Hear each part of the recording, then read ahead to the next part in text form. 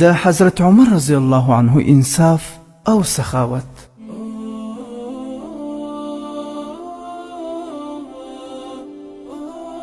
حضرت عمر فاروق رضی الله تعالی عنه هغه مبارک صحابي دی کوم چې د خدای پیغمبر صلی الله علیه وسلم د خدای پاک څخه په ډیرو دعاګانو غوښتی چې ویل به یا الله اسلام ته د عمر بن خطاب رضی الله تعالی عنه په ذریعه قوت ورکړي. چې کله حضرت عمر بن خطاب رضی الله تعالی عنه اسلام قبول کړو نو حضرت جبرائیل علیه السلام نبی علیه السلام مبارک ته راغلی او ورته وویل چې یا رسول الله د حضرت عمر رضی الله تعالی عنه په اسلام راوړلو سره د اسمان فرشتي هم خوشحاله دي.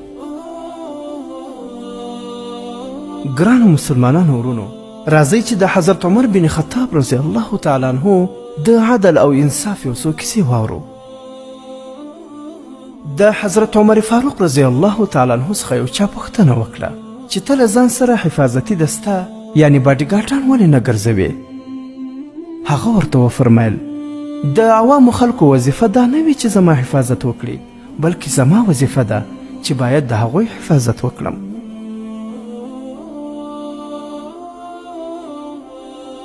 دویمه کیسه په یو روایت کې راځي د قیصر یعنی د روم پاچا حضرت عمر ابن الخطاب رضی الله تعالی عنه ته خپل قاصد ولیږی.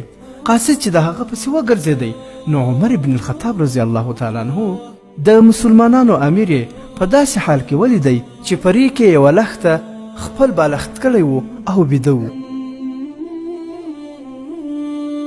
د قاصد زړه ډیر باندې نرم شو او ویې ویل دا شخص چې د دنیا پاچاهان د ده څخه په لړزه کې دي په داسې اطمینان سره یوازې بیده دی. عمره تا انصاف کړی دی ځکه په سکون او اطمینان کې او د دنیا پاچاهان ظالمان دي نو ځکه هغه ډاریږي.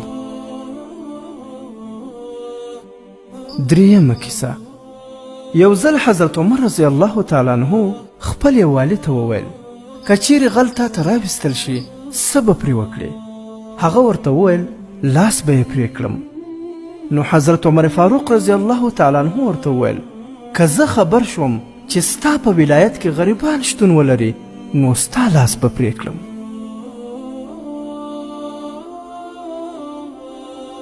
څلورمه کیسه د حضرت عمر رضی الله تعالی عنه غلام حضرت اسلم رضی الله تعالی عنه وایي چې زه یو وارې د حضرت عمر رضی الله تعالی عنه سره د حرا طرف ته تلمه.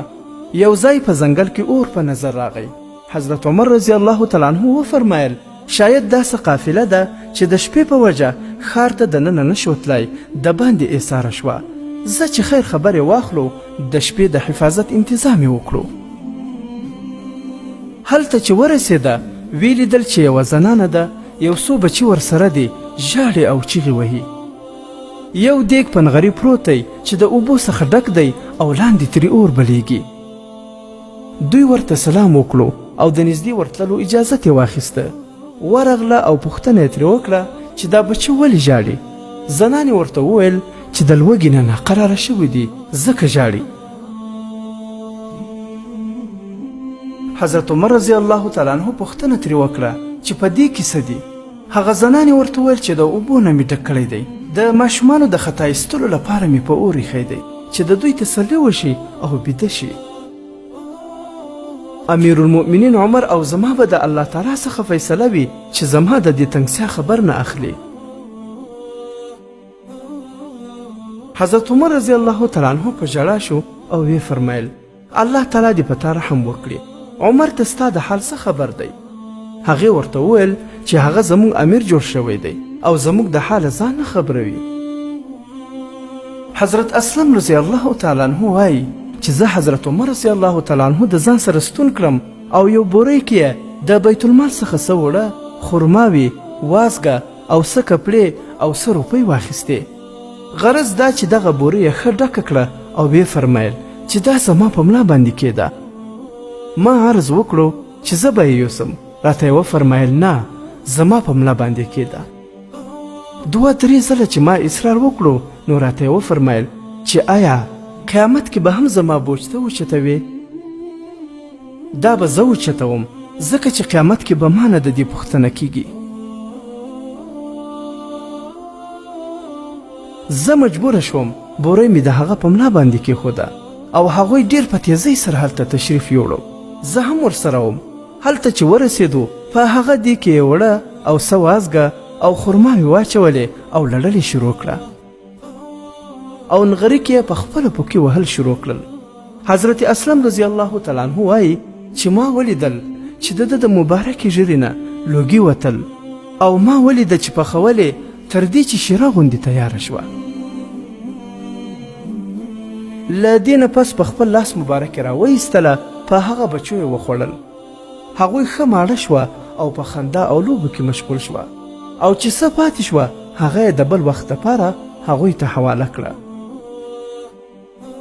هغه زنانه ډیره خوشحاله شوه او وی ویل الله تعالی دې تا ته د خیر بدله درکړي. ته د دې حقدار وې چې د حضرت عمر په ځای ته خلیفه جوړ کړی شوی وی. حضرت عمر رضی الله تعالی عنه هغې ته تسلي ورکړه او وی فرمایل چې کله ته خلیفه ته ورشې نو ما به هم هلته پیدا کړې.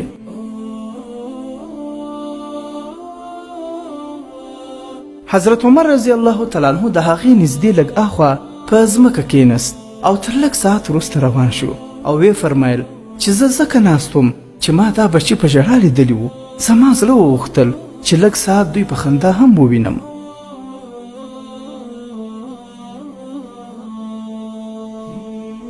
پنځمه کیسه.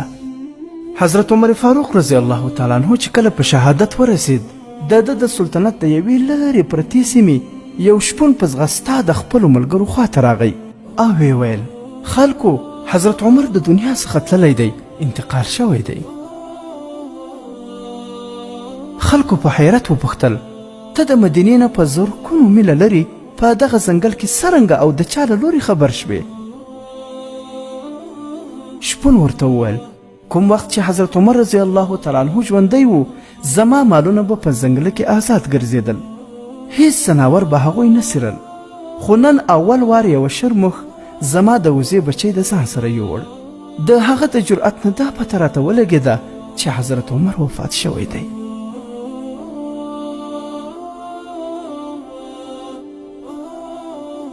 ګرانو مسلمانانو ورونو، شاهد زموږ عملونه دي چې نن موږ د حضرت عمر فاروق رضی الله تعالی عنه غوندې عادل او انصافداره باچا نه لرو، ځکه د کفارو لخوا داسې ځورول کیږو او در په دره یو. الله تعالی دې موږ ته یو ځل بیا د حضرت عمر فاروق رضی الله تعالی عنه غوندې عادل او انصافداره باچا را په نصیب کړي. آمین یا رب العالمین.